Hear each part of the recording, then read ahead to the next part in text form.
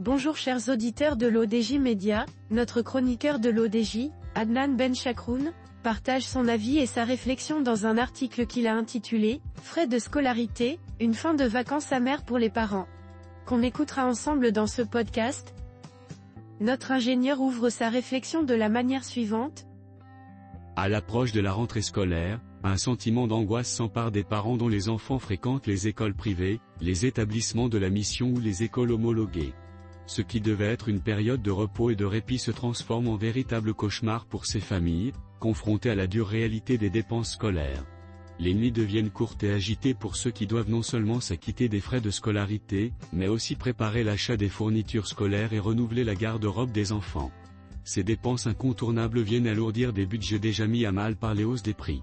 Les résultats d'une enquête récente révèlent une tendance alarmante. Dans les grandes villes, les frais de scolarité connaissent une augmentation significative, bien supérieure au taux d'inflation. Tandis que l'indice des prix à la consommation, IPC, mesuré par le Haut Commissariat au Plan, HCP, semble marquer une certaine stabilité, les frais scolaires, eux, explosent. En moyenne, ces augmentations dépassent les 5%, plaçant de nombreux parents dans une situation financière précaire. Pour beaucoup, cette hausse des coûts est un coup dur, venant perturber des budgets déjà serrés.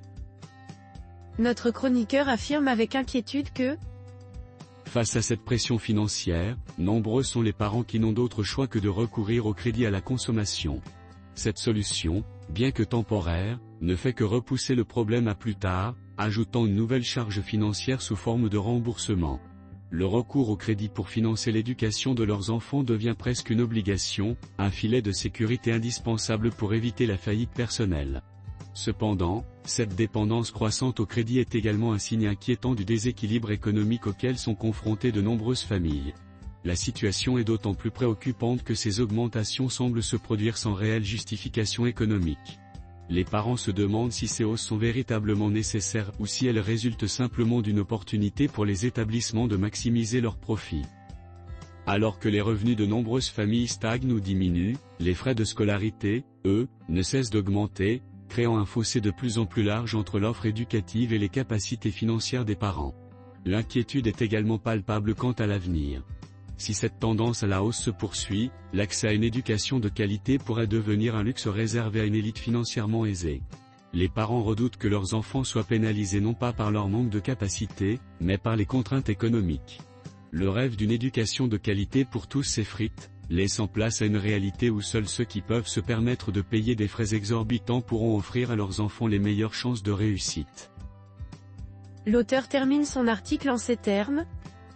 Cette rentrée scolaire s'annonce difficile pour des milliers de familles, confrontées à une spirale de coûts toujours plus élevés.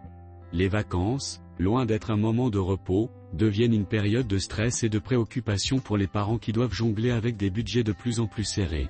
La question qui se pose est celle de la durabilité de ce modèle éducatif, où les hausses incessantes des frais de scolarité risquent de priver de nombreux enfants d'une éducation de qualité. Les parents, quant à eux, se demandent combien de temps ils pourront encore supporter ce fardeau financier sans compromettre l'avenir de leurs enfants. Rédigé par Adnan Benchakroun. Merci d'avoir écouté ce podcast de l'ODJ Média. L'ODJ Média, notre bouquet de supports numériques, portail, magazine mensuel connecté, web radio R212 dédié à la diaspora marocaine et web TV. N'oubliez pas de télécharger notre application l'ODJ Mobile sur Play Store et de vous abonner à notre chaîne YouTube l'ODJ TV. Alors, on se dit au prochain podcast de nos chroniqueurs de l'ODJ, et à très bientôt.